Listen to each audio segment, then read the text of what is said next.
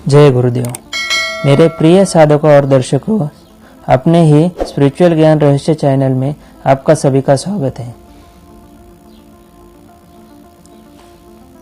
आज देखेंगे त्राटक क्या है। त्राटक का कोई भी माध्यम हो सकता है। आप कौन सा माध्यम सामने रख के साधना करते हैं, उसमें जो गुणधर्म है वो आप में आ जाता है। एग्जाम्पल के लिए सूर्य त्राटक हो गया, ज्योत त्राटक हो गया। ये साधना करने से आँखों में इतना तेज उत्पन्न होता है कि अपने आँखों में कोई भी देखेगा तो वो सम्मोहित हो जाता है। साधना के कौन से साधना के क्या लाभ है वो आगे देखेंगे। आज पहले ये देखेंगे त्राटक साधना में होने वाली गलतियाँ। आप गलतियाँ करेंगे तो आपकी साधना कौन सी भी साधना हो कभी भी सफल नहीं हो सकती।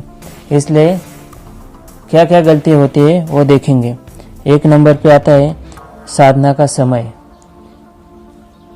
साधना का समय एक ही रखना चाहिए। सुबह साधना करते हैं 10 बजे,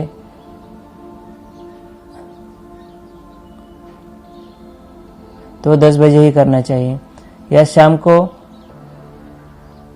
9-10 बजे के बाद जो टाइम आप फिक्स करते हैं ब्रह्म मुहूर्त में करते रहेंगे तो वो उसी टाइम पे बैठना चाहिए, उसी टाइम साधना करना चाहिए।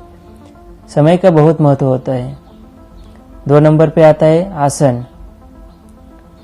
जो आप साधना में बैठने का जो आसन यूज करते हैं वो एक ही होना चाहिए, उसके ऊपर किसी को बैठने नहीं देना चाहिए।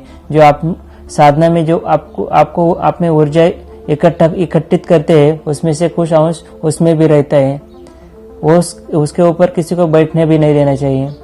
नहीं तो उसकी जो दूसरे आदमी उसके ऊपर बैठेगा तो उसकी जो नकारात्मक शक्ति है वो उसमें आ जाती है। आसन कौन सा भी ले सकते हैं, कंबल का ले सकते हैं या कौन सा भी ले सकते हैं, लेकिन एक ही आसन होना चाहिए।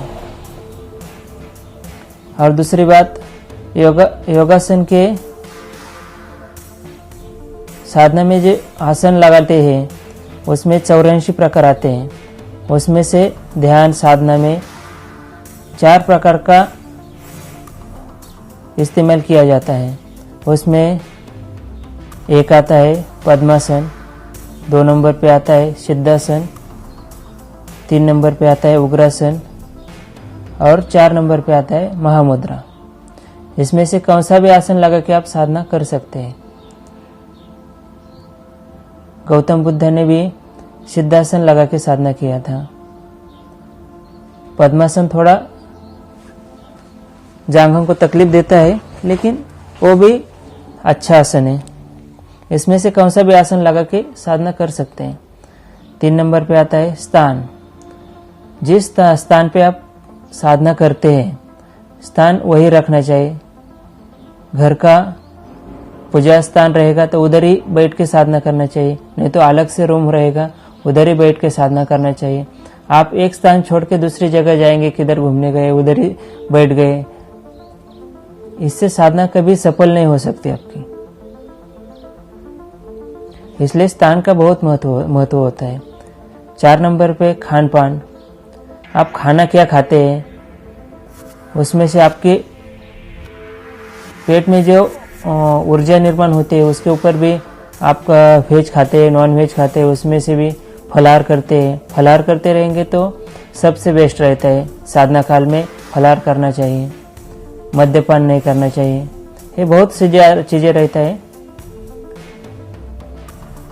उसके बाद आता है 5 नंबर पे साधना का सही विधि विधान। आपका साधना का जो विधि विधान है वो सही नहीं रहेगा तो आपकी साधना कभी भी सफल नहीं होगी।